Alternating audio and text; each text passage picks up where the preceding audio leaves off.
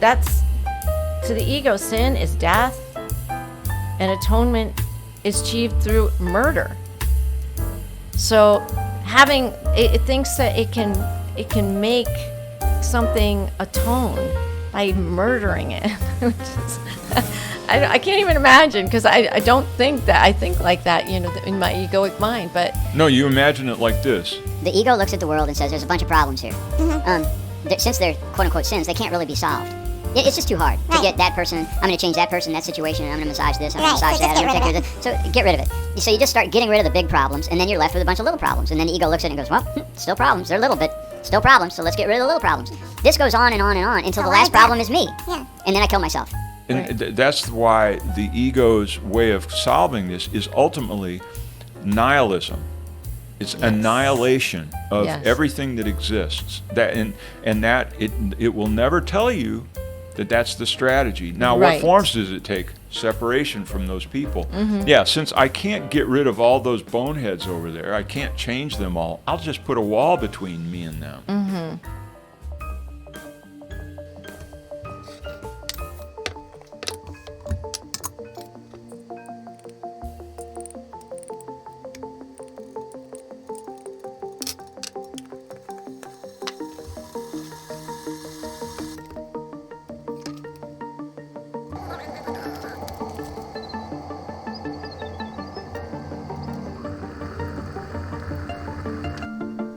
this is A Course in Miracles. It is a required course. Only the time you take it is voluntary. Free will does not mean that you can establish the curriculum. It means only that you can elect what you want to take at a given time. The course does not aim at teaching the meaning of love, for that is beyond what can be taught. It does aim, however, at removing the blocks to the awareness of love's presence, which is your natural inheritance. The opposite of love is fear, but what is all-encompassing can have no opposite. This course can therefore be summed up very simply in this way. Nothing real can be threatened. Nothing unreal exists. Herein lies the peace of God.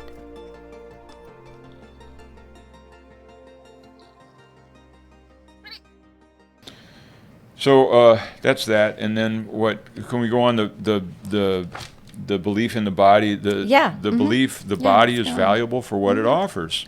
Right. That's the second obstacle. Right, and then the attraction of pain is the detail in that. The detail that fleshes it out. I'm actually attracted to pain, and both of these you'd say the body's. We've already discussed this a bunch.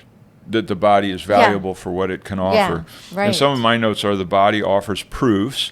This is a concrete contribution. That the body can show proofs, like the cut. Right.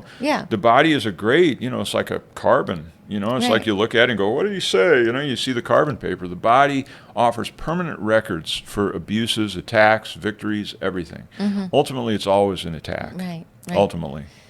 So I can get rid of stuff. So we went long on that first obstacle to peace, but the Course also goes long on the first obstacle to peace. So let's move on to the second obstacle, which is the belief the body is valuable for what it offers. Now, you've got some notes, I got some notes. Yeah, go ahead, because you had mentioned that we covered a lot of this, and I agree. So the body offers proofs. That's an incredibly valuable thing. And, because the ego wants proofs. It wants proofs it was attacked. It wants proofs it had victories. It wants proofs. Ultimately, those proofs are always negative. There's no way to get satisfaction from proofs. Mm-hmm. Proving is a certain dynamic offered, in a sense, offered only in the egoic realm. Right. When I'm steeped in the knowledge of God, let's say, proofs are gone. Mm-hmm. So I need proofs of the happy dream. So, so even the happy dream is using proofs to establish that there's another way, that there's another agency here. Right. So the body offers proofs, and this is a real contribution. Without it, I don't have any proofs. Receipts. I want receipts. Right. But the question is, what do I want to prove? And that proof, what do I want to prove? That I can make it better. That's what the body's for. Like as you were discussing, that's why you went to the priest. That's what you do. I want to make it better. I want to fix it. I want to fix it. So without the body, I lose the ability to make it better. Right. I can't, the body is my tool for making it better. But the body is designed to be the record of attack. Right. That's really what it is. If there was no possibility of attack, of injustices, of sin, in the ego's world, the body would be utterly unnecessary.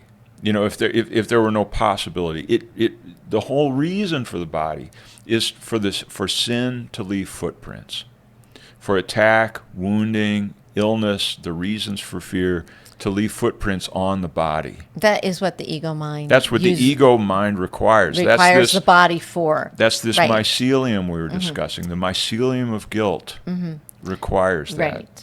The body is neutral, but the ego mind uses the body as the proofs of all these proofs of, and yet it uses the body for saying that that's where its salvation is. That's where it can be saved. That's why it's always protecting itself. It's like without the housing of a body, the ego has no host.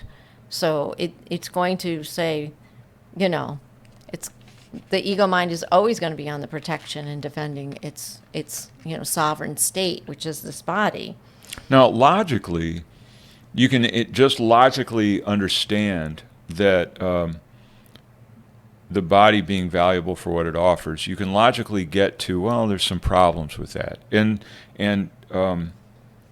one of these things is that the reason for that is we all live symbolically. The body is a symbol. The things we do are symbols. Everything is a symbol. We've discussed that at length. I hope it's clear enough that every gesture I do, everything here is not a simulation. It's a model of something else. It's kind of Platonic that way. So that the body and the wounding of the body is symbolic that wounding can happen. Yes. And that's why the body's important, because if I just say, hey, I'm being attacked, I'm being attacked, and if I don't have any proofs through a wound, a cut, a bruise, a scar, a death, a disease, if I don't have any proofs like that, then it's just empty words. They're meaningless because our reality is symbolic. And the body is apparently, to the ego, finally not symbolic. The body to the ego is the real deal. Right. Now the thing is, you can't consciousness, and you have to arrive at this, and many spiritual traditions do this. You can't kill consciousness. You can kill the body, and you can kill the brain, and you can kill these things, but and you can go to the near-death experiences and see that consciousness persists. So this consciousness that we have to run our lives and run our bodies is unassailable. The only thing it will do is merge into its source, or understand, or have things revealed to it, but it won't go away. The thing that we're thinking with won't go away. So if you accept that all of these wounds and difficulties and problems and pains and fears, it's all symbols dancing in the mind. It's all symbolic. Then you can see that the belief in sin and death and how this goes on, the mind, which can't be destroyed, cannot be destroyed because it's a mind. It's not physical. It can't go away. Right. It will continuously have to repeat and repeat and repeat the proofs of attack, the proofs of sin, the proofs. That's why you can look at it and just go, wow, the belief that the body is valuable for what it offers is crazy. You can just say it because it doesn't get you there. You're always going to have to go back to it. The communion, so to be at peace, it's the opposite of messengers of fear, which look for what can suffer. That's what the ego has. As sacrifice is pain and suffering, and that's being asked to be given up. So all of that pain and suffering is being asked to be given up, so that we can now dissociate from the body being the thing that is teaching me where my pain and suffering is. So now The Holy Spirit says the only sacrifice. So, which is, again, I love these words because they give me a different look at what these words mean for me. So communion is now, that Holy Communion. It's not of this world. It has to do with joining with, if you prefer Jesus, if you prefer with the Holy Spirit, your Father in heaven, whatever that is beyond this world, that is all encompassing, that is communion, and it will bring that peace. And in order to have that, I have to be willing to give up the pain and the suffering, which is associated with something that is sensate like this. That's all it knows. Pain and suffering is a form of sick communion. Right. We're unified in the fact that it's every man for himself, and we could all be taken out at a whim by a disease or a heart attack or whatever. So in that sense, we're all unified in a thought system. In a thought system of fear that this crap could mow down anybody, and then it leaves us behind to, as you said earlier, there but for the grace of God go I. It's a sort of a fellowship of people who didn't get hit by the angel of death. Right.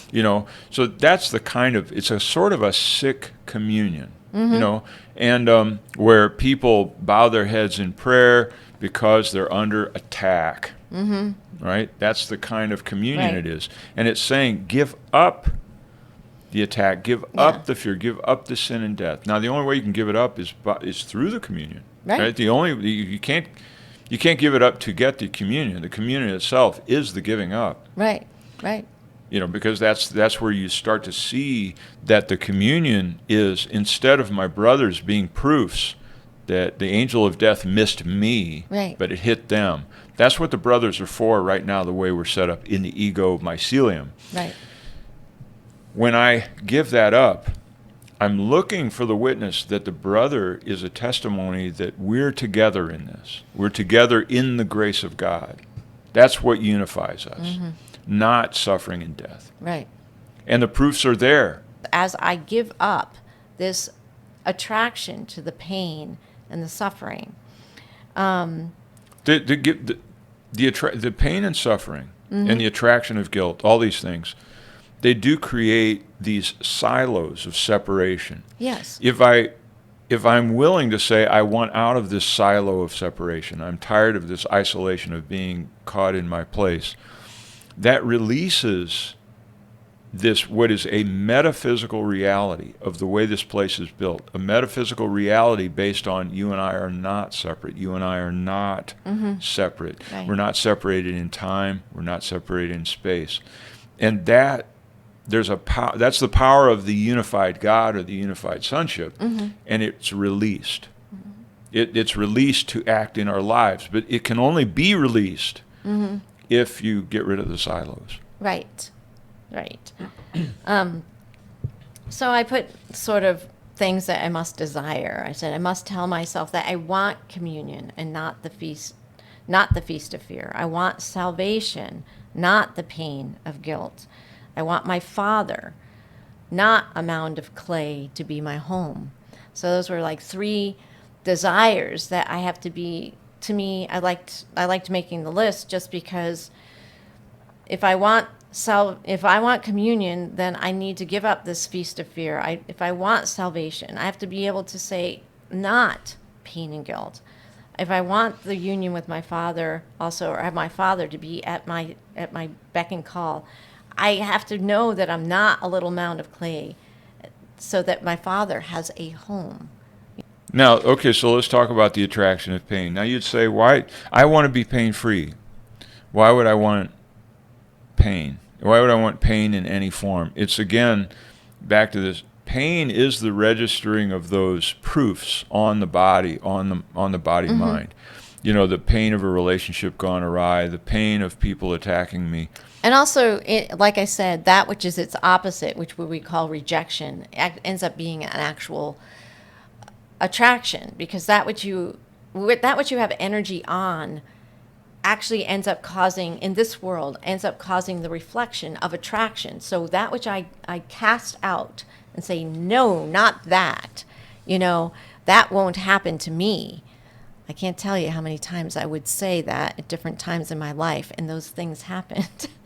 It's the very thing that comes back as a boomerang and shows you that you're attracted to that which you're rejecting. It ends up being the very thing. So attraction, the word attraction, it means that those things that I reject actually end up being attracted. I end up actually attracting pain. So don't reject it. And that means that's included in my own body. That which I want to yell at and go, oh God, I can't believe I got pain in my hip this morning. It's so hard, or whatever it is. And it's like, by wanting to fight against it, like, why are you showing up now? I have things to do, whatever it is that I have on my mind. Oh, I hope this doesn't get worse. So that becomes where, in the mind-body complex, I end up actually causing additional problems because I'm attracting that which I'm rejecting at the same time. That's my understanding of it. Well, and the other side of it is, with the feeling of pain, back to that concept of a guilt being a mycelium that is the foundation of all of the ego's aches, pains, whatever is going to grow out of it. That I'm attracted to pain in an addictive sense.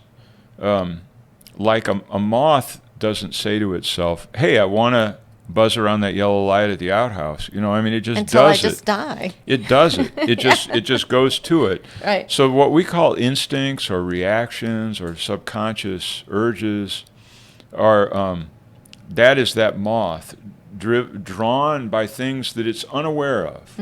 So my attraction to pain, my attraction to guilt, it functions at almost an insect brain level, or like a plant tracing the sun. It doesn't want to do that. It's built to do that. And so when it says I'm attracted to pain, I'm built to go towards the pain.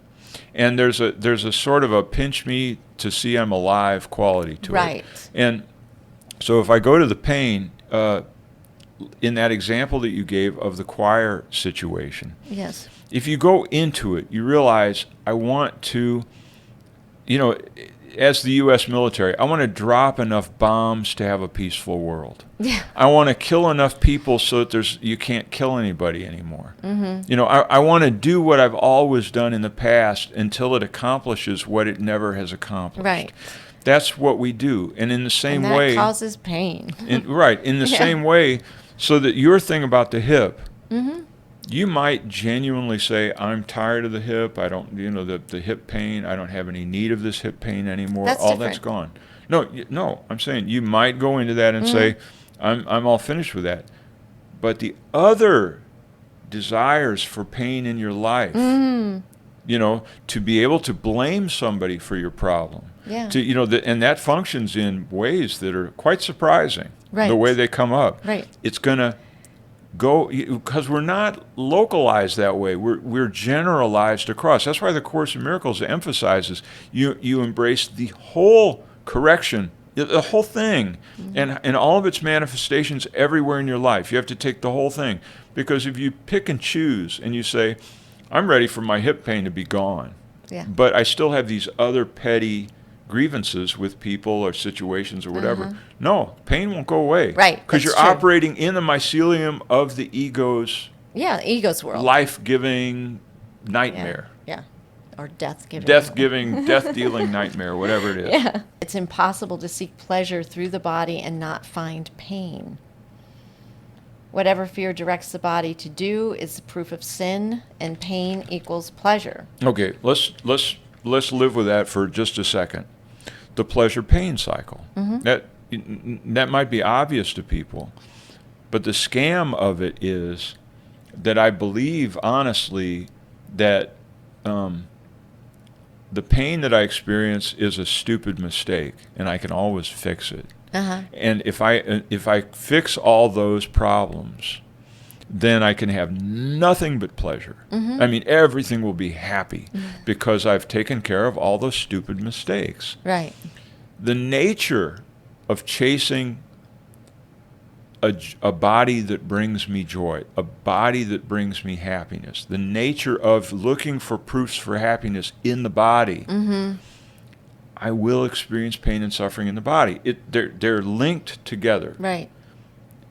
Yeah. Now, do you take my word for it, or That's what I was talking about. Attraction and repulsion are really, they end up being the same. Pain and pleasure through the body. It ends up.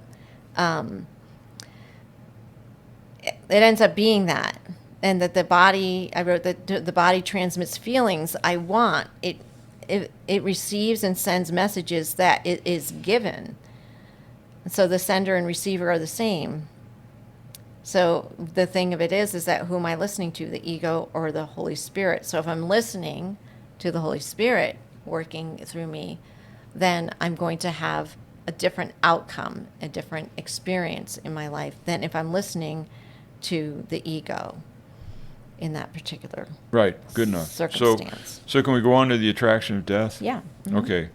The notes I have on that, death is peace in the ego's world. It is the ending of things. In other words, sweet death, it brings quiescence to the struggle of life. Only by death can you escape all the travails that are potentially here, the problems and suffering of the body. So death, in a way, you can say, well, at least he's not suffering anymore. There's that, we have that common belief, that he's not suffering. Now, because we're looking for proofs in the body, fortunately or unfortunately, I don't understand this level of the metaphysics, right? I can't even, kid myself that I've got the idea. But since consciousness is consciousness, and the mind is mind, and a life is a life as it is, and none of those are assailable by death. They are going to go on in some form, in some way, towards the future.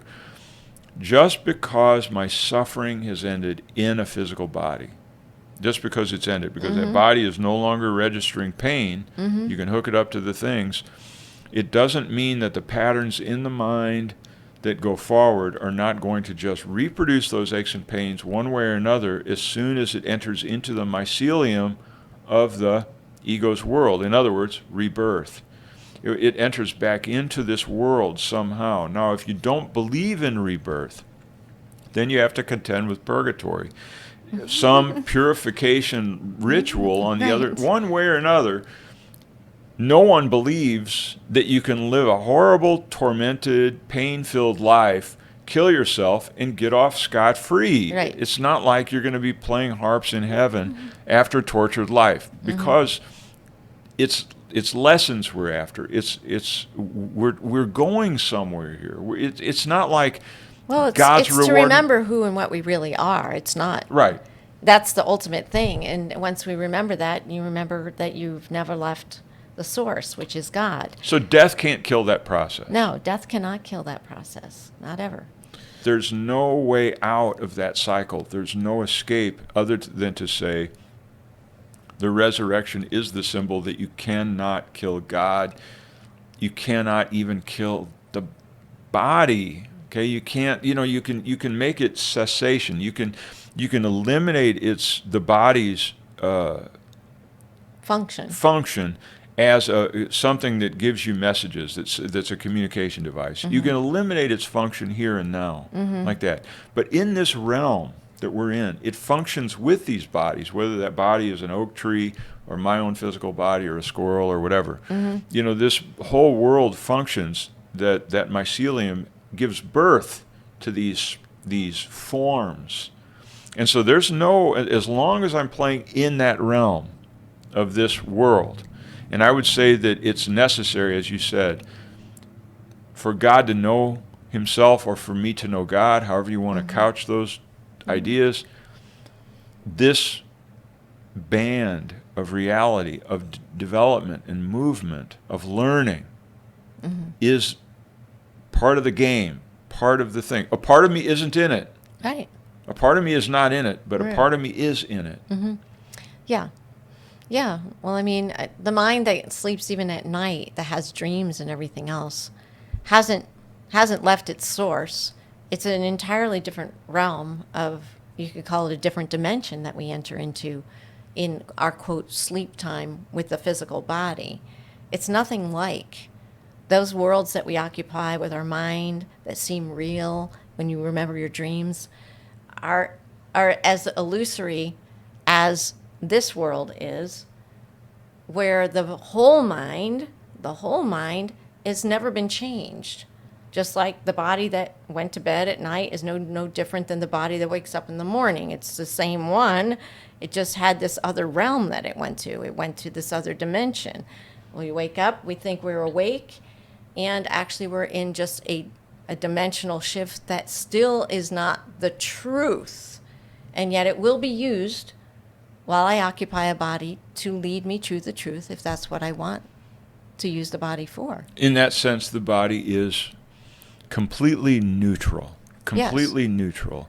The aches and pains, like I said, the aches and pains that it experiences is like you have a piece of litmus paper, and the purpose of the litmus paper is to show you what the pH is of something, show you whether it's acid or base.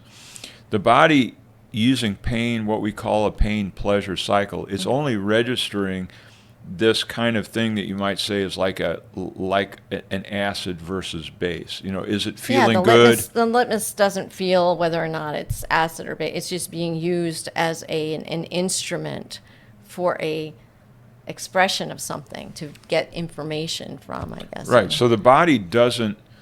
When you say the body doesn't, obviously the body is the thing that registers the so-called pain. It's the thing that registers the so-called pleasure. This is where we get into this mycelium of this level, not to wear that term out, where there's confusion at this level of whether I'm imposing an interpretation on that sensation, because those can be stretched out. I mean, just as an example, a quick example, is that people with asthma, I just found this out relatively recently, people with asthma feel as though they are suffocating. Right. They can't get enough oxygen. So they have oxygen, they breathe in oxygen, and they keep on sucking on this oxygen, and their asthma keeps not getting better. They still have the feeling of suffocating. I read recently that there's a problem with many, if not all, asthmatics. Of course, in a book, you have no medical, responsibilities. It's actually not oxygen levels; it's carbon dioxide levels. And the problem with asthmatics is they have very, very low carbon dioxide levels. Now you'd say, well, carbon dioxide, you can't breathe that. That's in your body, it's a toxic gas. You want to get rid of it. Because carbon dioxide is sending signals to your body for oxygen uptake. Higher carbon dioxide tolerances lead to more oxygen uptake. So if you want to lead to better oxygenation of your body, for an asthmatic, they need to stretch their tolerance for carbon dioxide in their body. Oh, so it's the opposite of what we think. It's the opposite. Instead of, now the thing is, they can't get there by the suffocating effects.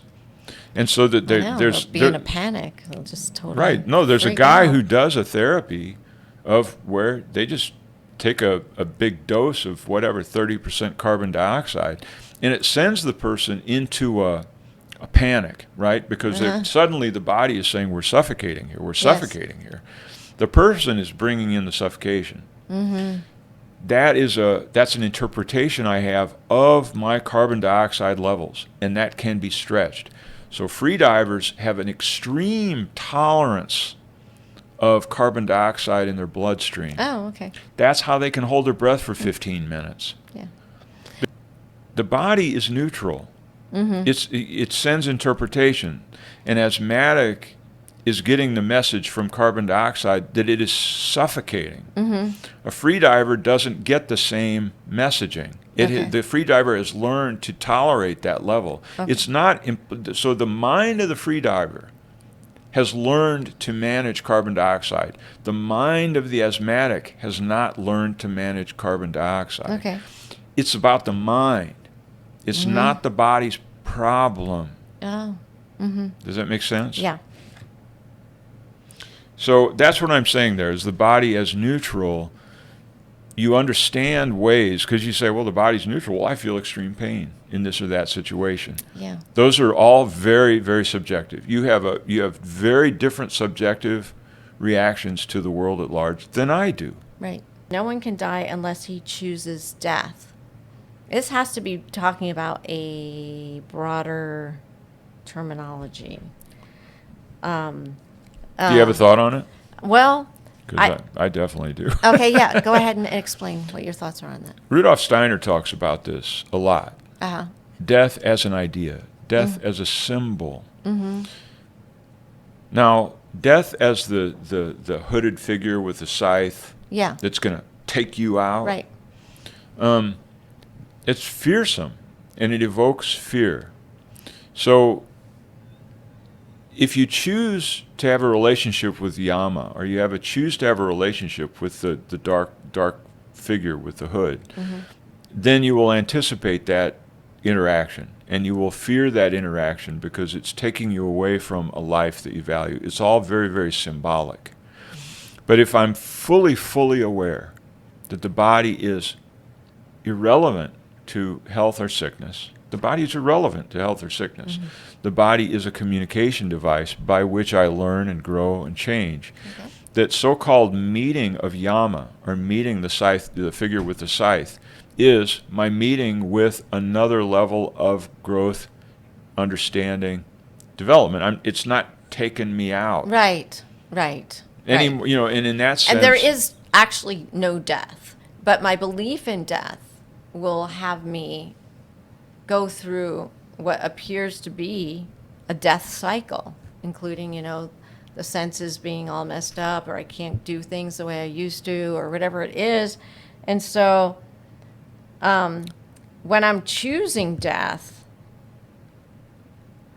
what exactly am I doing? Those things are happening, right? The body's going to shut down, okay? The body's going to shut down, things are going to happen. But death as a symbol is my choice. Right. Am I choosing the symbol of death? Am I choosing obliteration? Okay, got it. Yeah. Am I choosing to be obliterated? And the Course is saying, your obliteration is your choice, and all it is a symbolic word that you will fear, you will anticipate with nervousness, and you will go towards it in terror. The obliteration. Whereas the Course is saying that's your choice. Don't choose it. There's no obliteration with whatever the body goes through. Right. Okay, and in terms of the carbon dioxide thing. Right. That just says a shadow cannot kill. Yeah. So that's what it is. So that's what it means. So that when we're talking about being an immortalist, we're talking about recognizing that death is not some aspect that God dealt to me to make sure that this thing gets snuffed. It's not an inherent weakness in the body to make it suffer for living a life apart from God, or a life of pleasure, or whatever. Live hard, die young, leave a good-looking corpse every time. It's not, it's not that kind of a thing. Those are all beliefs that we have. The body, the goal of the Course, and the goal in most spiritual practices anyway, is for the body to become more and more invisible to any meaningful conversation. Right. Okay, and then the last one that we have is the fear of God. That's the fourth obstacle. I just wanted to cover that. Forgiveness throws back the veil of death. And you'll notice that when that veil of death is pushed back, laughter is behind the dark veil. I like that part. Death is a thought that we call ego, and life is the thought we call God. Under the fear of God, death and the flaws in the body, whatever, is the indication of a corruptible body. And we did discuss those things. Right. But this idea of corruption and incorruption, that was under the attraction of death. That was under the attraction of death. Now, under the fear of God, it leads into the need for, the reason I fear God, there's death, the flaws, the corruptible body, those are symbols reminding me that God is attacking me. Oh, okay. And that's why I fear God. Right. The body gives me the good reasons to be afraid of God, because I did something wrong and he's after me. And I know that through pain and suffering and death. Right. God's after me. So the ego is, I said the ego is like a protection salesman. So it needs an attacking God. In other words, to sell me protection and defense in its terms, it has to sell me and convince me that God is on the attack. And it uses the body to do those things. Right. And the only way out of this gets into what you were talking about, what you just brought up, is to lift the veil. That's the only way out of this, is to lift the veil. The fear of God is a permanent, unsolvable dread that I live with momentarily, moment to moment to moment, the fear of God in the form of the limits of my life. Things can pop up and take me out. The thunderbolt can hit me, the truck can hit me, the car can go bad, stuff. And that's not fear of that's not the fear of death. That's ultimately the fear of God. Oh, okay. They're all the same, right? Yeah, right. Yeah, they're all obstacles. Yeah, and they all lead to the same thing. It said it in the first 3 paragraphs. It said that these are all similar. The corruptible body is a proof of God attacking me.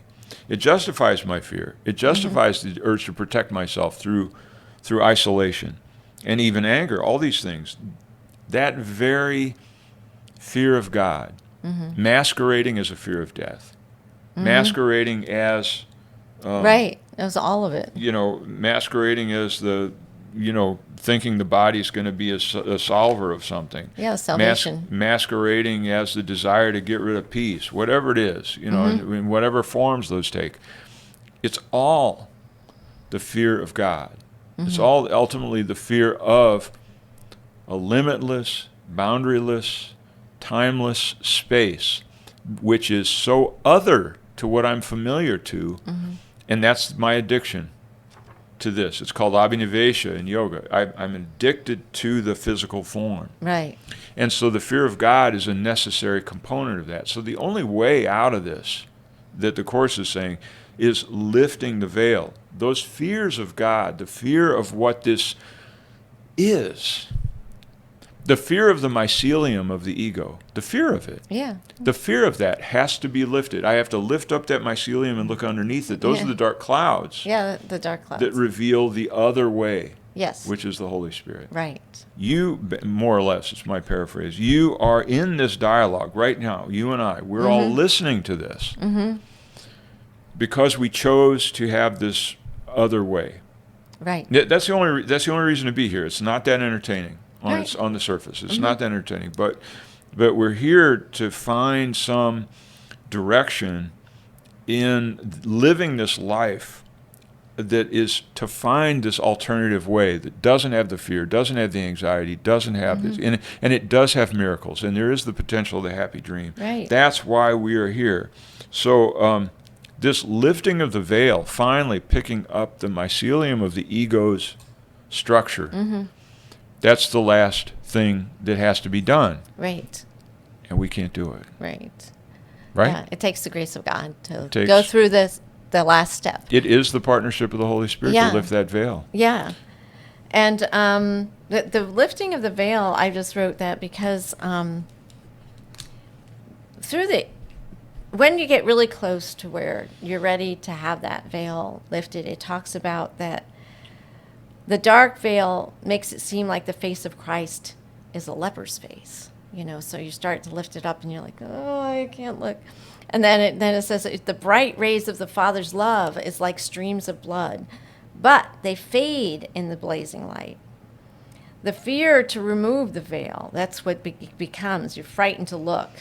And so it's saying, but as you decide, it is a decision that, no, I'm going to look. And it says, raise your eyes up. Just take a look at what's really there.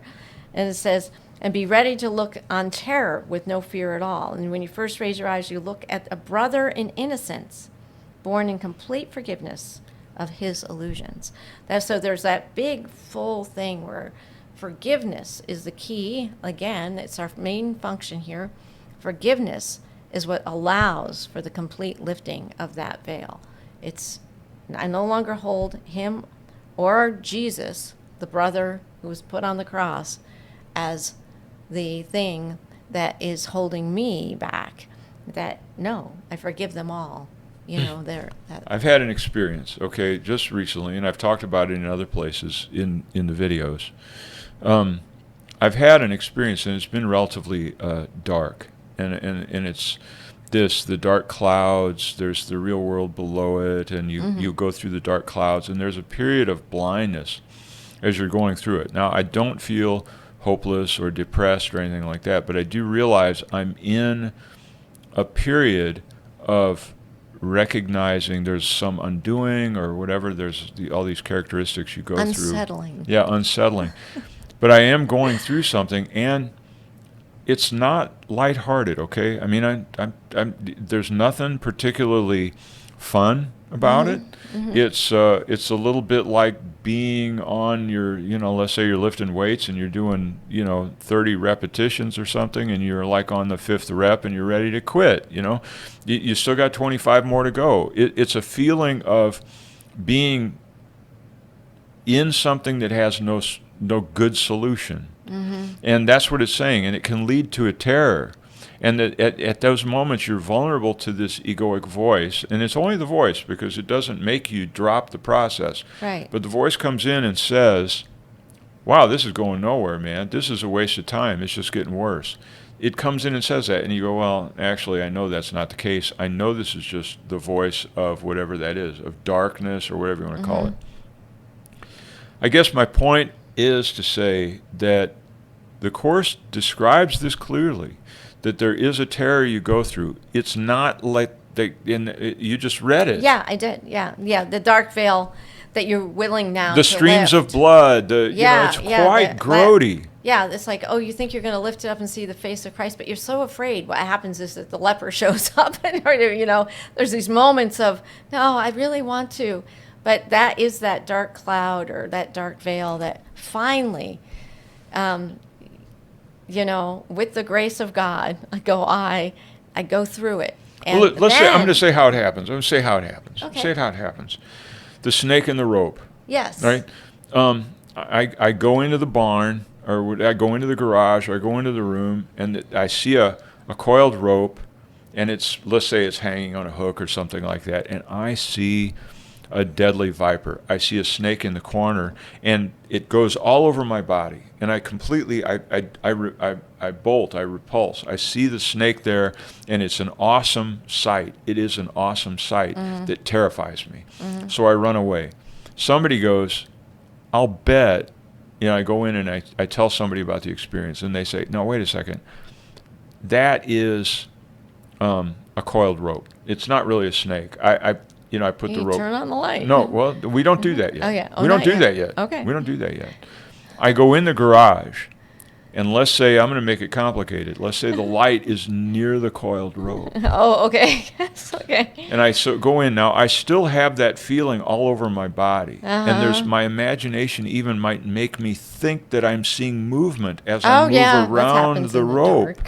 Right? Right. I think I'm seeing the snake moving, and I'm still even now reaching toward the light like this, and I'm trying to get it. And it's not until the light hits it that I'm relieved of that. Yes. And this is what the Course is saying. Those are 3 levels. Yeah. If I thought it was a snake, I wouldn't go towards the light to flick it on. Right. I wouldn't do it. Right. Right? Yeah, but now you have to convince yourself. So, but now I have to there's a certain amount of bravery, a certain amount of courage, a certain amount of faith and trust. Faith and trust. That light is there. Yeah.